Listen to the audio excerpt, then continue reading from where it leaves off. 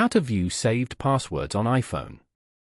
To get started, first of all go ahead and open up the Settings application on your phone. Once you're here, scroll down to the end and tap on Apps. You can view all your phone apps over here. Then scroll down the main list to find and tap on Passwords. Here, scroll down and tap on Open Passwords. Then for security purposes, authenticate using Face ID, Touch ID, or your device passcode before you can proceed to your saved passwords.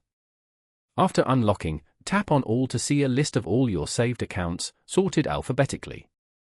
You can either scroll through the list to find the website or app you're looking for, or you can use the search bar at the top for faster access. Tap on the account you wish to view. On the next screen, you will see the saved username and the hidden password. To use the password if you have forgotten, simply tap and hold on the password to copy. Now you can use the saved password to log in. Following these steps, you can easily view saved passwords on an iPhone.